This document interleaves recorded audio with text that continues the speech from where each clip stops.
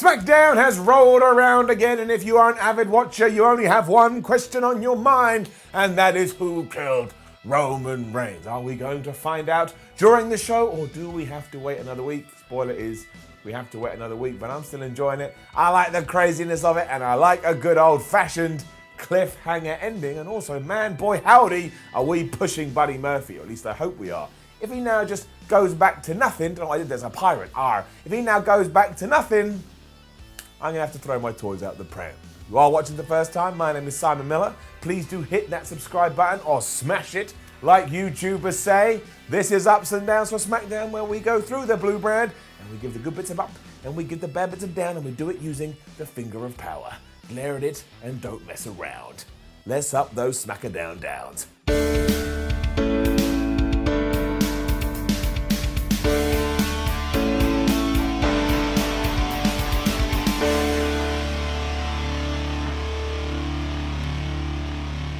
Randy Orton was out to get SmackDown started, and instantly Tom Phillips called him venomous. That made me laugh out loud, because I'm 100% sure that if Randy Orton bit you, he wouldn't fill you with venom. Even so, getting up. Randy called Kofi Kingston stupid over and over again, and don't forget that is spelled S-T-O-O-P-I-D, and made the point that, look, Kofi, you still haven't beaten me because your power of positivity isn't as strong as the three most dangerous letters in the English language, which are, of course, RKO. New Day's music hit because it is the start of a wrestling show and somebody else had come out to talk for a while, so that's just what happened. But Kofi Kingston, being the smart babyface, and isn't it nice to see one of those every once in a while, didn't come out the ramp way. He snuck behind Randy Orton and he troubled and paradised him right in the face. He also screamed at him, "Who's stupid now?" which made me think that Kofi had a math test that he was going to give Randy Orton, and then he was going to mark it. Instead, though, he got a chair and he threatened to wrap it around Randy Orton's foot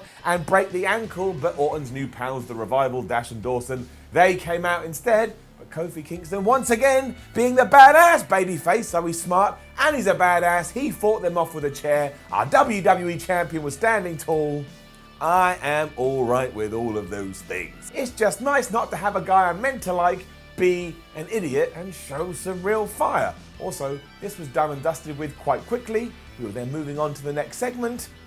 I continue to stand by the fact that WWE has been a lot better recently. We got a recap of all the Roman Reigns murder stuff after this, as well as a congratulatory message for NXT, who of course now are officially moving to the USA Network in September. We then had a really strange segment where Shane McMahon and Kevin Owens were in Shane McMahon's office, and Kevin Owens was pleading Shane McMahon to take away his fine. And Shane said he'd take it under advisement, but we're going to talk about all that later. Just know it's a pile of crap. It was King of the Ring time next, and our first round over on SmackDown was Andrade versus Apollo Crews, and it was absolutely excellent. Giving it up. Who knew we just needed a tournament on WWE programming to get long and exciting matches, because that's exactly what we got here. Andrade looked great, Apollo Crews looked great. Why Apollo didn't say to somebody beforehand, can we not have Zelina Vega out there? Because if you have been observing, she gets involved in every single one of Andrade's fights, but he didn't do that, and that's ultimately why he lost. She was a pest here, including at one point just grabbing Andrade's leg so Apollo Crews couldn't carry on with his attack, and that led to his downfall. He eventually got hammerlock DDT'd. He was out for the 1, 2, 3, and Andrade, Mr. Tranquilo, is going through to the next round. It's annoying when people do that. I hate myself. But maybe Crews can now return to NXT, where he should never have left as early as he did. He would have been absolutely brilliant down there, but we didn't do that. But now it's on USA Network, and this next round we're going to need new people. Let's take Apollo Crews, put him in a little package, and send him to Florida. Positive way. We then cut backstage where Daniel Bryan and Eric Rowan were walking a hooded man and telling him to shut up. It's basically a kidnapping. And there was some Alliance 24/7 title nonsense as well. He spied a referee in disguise who went and got in his face and said, "Don't you play with me, pal." And then he found Drake Maverick hiding in like a box. He told Drake Maverick, "You can't do anything tonight because I have my match with Kevin Owens in the King of the Ring." And Shane McMahon has suspended the 24/7 rules, which is just the dumbest thing ever, but that's just what WWE does. Also, last week, I know that I said Elias probably needed to start doing something a bit different with his character, and then lo and behold, WWE let him do that and gave him the 24/7 championship. But yesterday I thought it was a bit dull and I gave it a down. Then all of a sudden people were going on Twitter going, Simon, you said one thing, you got it, and then you were still moaning. Yet the new thing still has to be good, it still has to excite me, otherwise it's like me going, I don't like this dish, can you get me something else? And the restaurant comes back with like a plate of crap on it, and I go, oh, excellent, at least it's different. Come on, people, grow up. None of these were anything of real note, to be honest. They were just serving as segue segments. However, I did think that a moment of bliss was one of the laziest things I have seen on WWE television for some time. Down. I was all ready for a Charlotte versus Bayley feud because I just thought it was obvious. After Bayley had defended her championship at SummerSlam over Ember Moon, I was like, well, who else really is there on the roster? It'll be Charlotte, but look, if we build it up right, I can actually get into that. But instead, somebody backstage went, well, look, we can put Charlotte on a talk show, just put on Moment of Bliss, just put on Moment of Bliss, and Charlotte can come out and say, I'm the best, I'm the queen, you know, what she does, and then she can just call Bayley a goon, then Bayley can come out and say, I'm not a goon, you're a goon, and that can set up a match at Clash of Champions. That's what happened. That is all the story that we get today, and really, if you take a step back, that's exactly the same as how Ember got her match too. I mean, it was good when Bayley just pushed Charlotte off her chair. That looked really brutal, and Flair sold it in her face like, how dare you do it? But it's just so weak. There's just nothing there. I don't understand. Couldn't we have had a bit more fun with it? Also, Charlotte said that she deserved a title shot because after SummerSlam, everybody was talking about her. And if that is the case, then really we should be pushing Michael Cole to the moon, because after every show, all I ever hear is how much everybody dislikes Michael Cole. Poor Michael Cole. Roman Reigns was then walking the hallways and he found Buddy Murphy. And he said to Buddy Murphy, listen, buddy, I am not your buddy, I'm not your pal, but I am the big dog. And you're going to tell me once and for all, were you telling the truth to me, or were you telling the truth to Daniel Bryan and Eric Rowan? Buddy Murphy ensured that he was telling the truth to Roman Reigns, but he would have said that because Roman Reigns was stood right in front of him. Reigns, being the big scary man that he is, said to Buddy Murphy, well, if I find out you're lying, if I find out this is poppycock, I will be back to kick your ass. The investigation continues. Then, quite incredibly, Buddy Murphy beat Daniel Bryan in a match. And I just want to stand here right now and say, Daniel Bryan, you are an absolute beacon of love when it comes to the wrestling industry, because I bet he had a hand in this. If you listen to his interviews, he's always saying how he wants to put over young up-and-comers, and he backed up his words right here. And on top of that, it was a fantastic match. Giving it up. Daniel cut a promo beforehand saying that Buddy Murphy was an idiot and that he had portrayed Eric Rowan and himself as guilty parties when they're not, and that's why he was going to go kick his ass. But as I've already told you, he did not kick his ass. Well, there was a lot of good back and forth action where the kicking of ass went both ways, but still, he lost. It really was like letting two caged dogs out because they just went at it, and there was the bell locks, and there was the focusing on forearms, and there was stiff shots, and there was flips, and there was suplexes from the top rope. It was so good, at one point the crowd started chanting Buddy Murphy. He was probably like, g'day mate, this is fantastic. Rowan even kept trying to get involved, but not even that could stop Buddy, because eventually he smashed Daniel Bryan with a knee, he hit Murphy's Law, and he did get the victory. And I was sat there on my sofa and I popped up like a spring, and I was like, well, that has just made my damn day. And man, we really do need to follow up on this properly, because we're finally making something of the man. That's what wrestling is all about. And it didn't last that long, because then we were backstage and Buddy Murphy was getting beaten up by Daniel Bryan and Eric Rowan before he was about to do an interview. But that's fine. I can kind of justify that in my head, saying, oh, it's just the heels getting their heat back. Just please, WWE, do something with Buddy Murphy. Thanks. The Revival then challenged the New Day for the SmackDown Tag Team titles, got interrupted by Heavy Machinery, and beat them with a quick surprise roll-up. Not sure why we needed any of this, and I didn't really like it. Where's Heavy Machinery been to? Down. We are also officially doing a short person gimmick with Chad Gable. Shelton Benjamin is going to be involved in it too, so I guess when Elias called Chad Gable short a few weeks ago, we've just taken that and we've pasted it over Shelton Benjamin instead. But you know what? In a real turn of events, I'm giving it an up. Now, don't get me wrong, this is absolutely ridiculous, and I have seen far shorter people than Chad Gable in the WWE, so why you would focus on that, I don't know. But look, when Shelton Benjamin did put a sign on the door that said you must be this high to enter the King of the Ring tournament, and Gable looked like he was about to cry, all I could think was, I like him, I like Shelt, thank goodness they're doing a program, thank goodness they're being featured on TV. If this is what I gotta do to get it, I will just take it for what it is. In context, Fabu. That's why I got that up.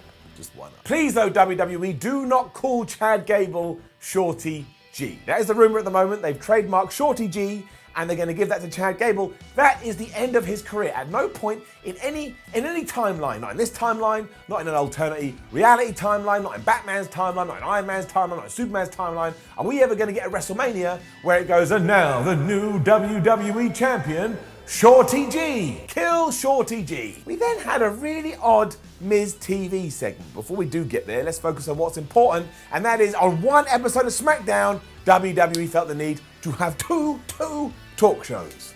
You know what that means, go. Where was the intro? We're not doing the intro today, because now we find ourselves in a ridiculous position where now we are doing too many talk shows because WWE is doing too many talk shows, so it's become ironic. It's become ridiculous. Do you not get this? No. Oh, I mean, you're meant to be the host and you're an idiot. What do you want to do? You tell me. I want to kick your ass. Brilliant. Good, that's out of the way. He keeps me up at nights, he's so crazy. But another surprising turn of events, I'm giving it an up. Now this is mostly because I am beyond intrigued, but Sami Zayn had demanded to be on Miz TV because he had something to say. That annoyed the Miz, because he's like, right, you're just using me for my wares. But Sami Zayn said this, I know I've lost a lot recently, must watch ups and downs, and he must see the Sami tally, so I have decided to come up with a new way to approach things, and that is by helping others out. And the first person I am going to help out is the Intercontinental Champion Shinsuke Nakamura, and Outie Kane. This got even odder because Sami then said that he now speaks for Shinsuke Nakamura. When the Miz tried to ask the IC champ a question, he did indeed point at Sami. So they're now some kind of pairing, although I couldn't really describe it to you, and before long they were both beating the Miz up. I don't know. That's all I've got. I don't know, but it's got me. I want to tune in next week to see what's going to happen, although I have questions. What happened to Dolph Ziggler versus The Miz? We've given up on that. And apparently Ali, despite, getting a shot at the IC title, well, we've just forgotten about Ali. He can just, sit down on the floor. But really, who ever saw this coming? Because I certainly didn't. Let's see what happens. We were then back in this room with Daniel Bryan, where he was really angry, and he said to the hooded man, "Don't worry, hooded man. Roman Reigns is on the way." Just a massive down for everything that came afterwards. In fact, you know what? Brown down. What the hell are we doing? Honestly, what the hell are we doing? Because not only were we back in Shane McMahon's office, Kevin Owens was there, and he was just again being like, "Please, Shane, get rid of the fine, man. I don't want to be fine." And Shane was all like, "Listen, Kev, you haven't apologized for beating up an official." So Kev was like, "I'm sorry. I'm really sorry. Please forgive me." Then Kevin Owens extended his hand to shake Shane O'Mac's, and Shane McMahon said no. Can you imagine Stone Cold Steve Austin doing this? Kevin Owens is supposed to be our badass babyface who walks around and kicks everybody's bum, but instead, he was rubbish. It's just so baffling. Kevin Owens beats him at SummerSlam, but now he is subservient to the boss. Somebody rip out my eyes. It got even worse too, because then we were having Kevin Owens versus Elias in the first round of the King of the Ring, and halfway through Shane McMahon's music hit, he came out, revealed that, I am the special guest referee. And because he'd already threatened Kevin Owens by saying, if you ever touch an official again, you're going to be fired. At one point, Kevin almost ran into him. He had to stop. That allowed Elias to get the surprise roll-up that we'd already seen. Elias goes through. Kevin Owens is out. I'm just closing my eyes. I'm pretending it's not real, because that's how life works. If you don't open your eyes, nothing is actually real. You just live in this dark space within your head. Nothing else. We have taken all the momentum that KO had, and we have flushed it down the loo. I don't know why my loo sounds like a rocket ship, but who even cares anymore? And we finished by going back to the investigation. Give it an up. Quite nicely, we didn't actually wrap the story up here, and we continued it going with another cliffhanger ending, because when Roman Reigns, Daniel Bryan, Eric Rowan, and the hooded man were all stood around, Daniel Bryan took off the hood and revealed the real attacker, or the would-be attacker, of Roman Reigns was somebody that looked exactly like Eric Rowan. Let's hope that he recycles too, and Daniel was adamant that this was the man that Buddy Murphy had seen. So it wasn't Eric Rowan, it was just an Eric Rowan lookalike. And all I want to say is this: if you have seen this segment, can you please tell me why 4 men just stood around staring at each other, and what am I meant to believe happened when the cameras got shut off? Did Roman Reigns just go, meh, okay, and leave the room? It made no sense and really was quite bizarre. But is this the truth or is it a ruse? I suppose we will find out next week. Which brings SmackDown to a close, and I'm gonna keep saying it, and I'm gonna keep saying it loud. So far, WWE does have some consistency. Not everything is great. That Kevin Owens thing makes me want to, again, just get a spanner and smash myself over the head. But it all making sense. I think if they keep doing this, the rating may actually start to go up. Like, not super quick. You gotta hold your nerve, WWE, and stay the course. But if you're still doing this towards the end of the year, I think you'll be in better shape. There's my arrow. We're gonna give it an up. Clearly, I really like the ongoing investigation too. Great. Now, don't forget to leave a comment below and let us know what you thought about last night's episode of SmackDown, especially that old deal with Kevin Owens and Shane McMahon. If you like it, I need to know. Like, share, and subscribe. Head over to WhatCulture.com, read yourself some articles. You know how it goes. Follow WhatCulture at WhatCulture WWE on that there Twitter, and watch more videos here. I'm a gold dust on WhatCulture Wrestling. WhatCulture Wrestling. Yeah. WhatCulture Wrestling. My name is Simon from WhatCulture. Thank you very much for tuning in. And remember, Tuesdays, Wednesdays, 2 p.m. BST, you come down here and you watch ups and downs live. What else is there to do? See ya.